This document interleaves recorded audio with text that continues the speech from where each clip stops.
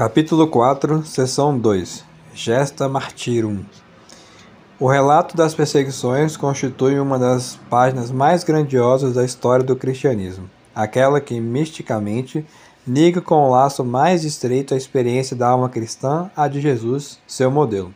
Completando na sua carne o que faltava ainda à paixão de Jesus, no dizer de São Paulo, estes heróis dos primeiros tempos imprimiram na sua crença o selo de sacrifício voluntário, sem o qual nenhuma verdade triunfa neste mundo, e propuseram às futuras gerações modelos que nem as tentativas de mitigá-los, nem os exageros piedosos de alguns comentaristas têm conseguido tornar vãos. Ainda hoje, no calendário litúrgico, pelo menos a metade dos santos venerados pertence a este período. E é em virtude de tais exemplos que até os nossos dias o testemunho cristão se renova no sacrifício voluntariamente aceito. Acerca deste longo período trágico, estamos de modo geral bastante bem informados, uma vez que as comunidades cristãs consideravam os dramas ocasionados pela morte de tantos dos seus não apenas como calamidades, mas como brilhantes manifestações de fé. Comunicavam sempre aos seus irmãos aquilo que se havia passado, mesmo no meio da tormenta. Expediam umas às outras relatórios, muitas vezes minuciosos, dos combates que tinham travado e dos triunfos que tinham alcançado aqueles que o Divino Mestre designara para sua messe. Conhecemos muitos desses relatórios imediatos, como por exemplo o da paixão de São Policarpo ou dos mártires de Lyon. Possuímos também cartas enviadas pelos bispos das comunidades quando eles próprios se encontravam na prisão, destinados ao sacrifício, a fim de darem instruções aos seus sacerdotes ou diáconos ou exortarem a paciência e a coragem dos seus fiéis. Não se pode imaginar um tom mais pungente do que o que envolve, na sua precisão quase administrativa, estes documentos assinados com sangue. A tradição, porém, nem sempre soube conservar essa herança. É uma característica comum da alma popular o desejo de conhecer os pormenores da vida dos seres que admira, sobretudo se prestam ao pitoresco, e não se mostrar muito rigorosa sobre a exatidão de uma imagem, contanto que o espírito nela se possa inflamar. Para que uma profunda admiração aureolasse os seus nomes, esses heróis e santos, que foram os grandes mártires, não tinham necessidade de que os arrancassem a simplicidade sublime em que tinham querido morrer. Mas, se já enquanto vivos tinham sido coroados por um halo de glória, não era natural que se acrescentassem depois mais alguns raios à sua coroa celeste? Assim, muitas vezes não é sobre os mártires mais célebres que possuímos os documentos mais irrecusáveis.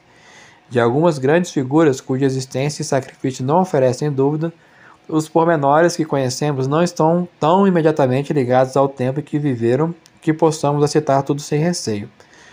Uma inscrição encontrada nas catacumbas e devida ao sábio Papa Dámaso, afirma de maneira precisa a vida e o martírio de Santa Inês. Mas a posteridade parece ter sabido bem mais dessa vida, pois nos apresenta a branca imagem da pequena Virgem, voltada a Cristo desde a mais tenra infância, recusando aos 10 anos a mão de um grande personagem, escapando por milagre das chamas da fogueira e condenada aos 13 anos a ser degolada, incitando o carrasco a feri-la. Já a tradição piedosa deixa geralmente intocado o testemunho dado pelos obscuros e longínquos provincianos, pelos pequenos mártires anônimos que pululam durante os 3 primeiros séculos. Se um modesto comerciante, um oficial subalterno ou um jardineiro for torturado por causa da sua fé, o fato é tão comum que basta a realidade. Ainda bem que chegaram até nós escrupulosamente conservadas algumas atas relativas a esses julgamentos. No seu conjunto, as narrativas hagiográficas parecem acentuar os pormenores verdadeiros dos mártires, segundo um esquema dividido em 4 pontos.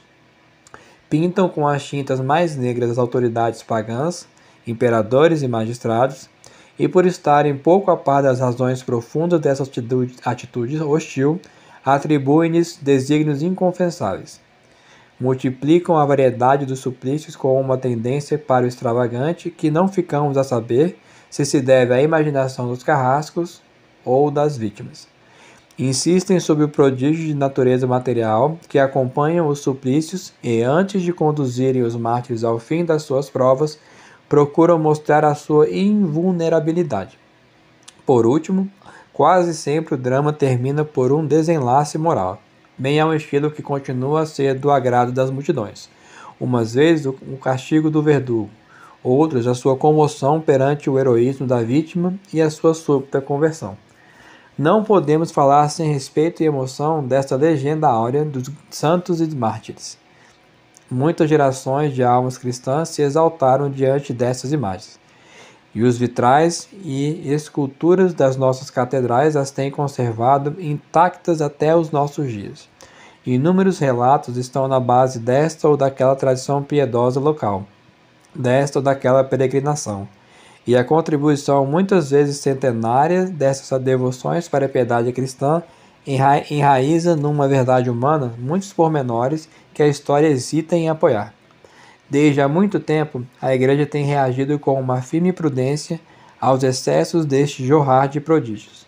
Há mais de 300 anos atrás, os bolandistas, tendo começado na Antuérpia de 1643, a grande publicação dos seus Acta Sanctorum, que ainda continua, demonstraram já um espírito científico que lhes valeu muitas críticas acerbas, sem que deixassem por isso de continuar as suas pesquisas com o mesmo ou maior rigor. Não é de maneira nenhuma na fábula que reside a epopeia do martírio, e a beleza de muitos textos primitivos em que não intervém nenhum maravilhoso fácil e em que o milagre, quando existe, tem todo o seu peso, persuade-nos facilmente da verdade absoluta desses textos. É nessas frases, despidas de toda a ênfase de uma secura muitas vezes impressionante, que se deve procurar a moral do heroísmo segundo a cruz e o significado cristão da morte.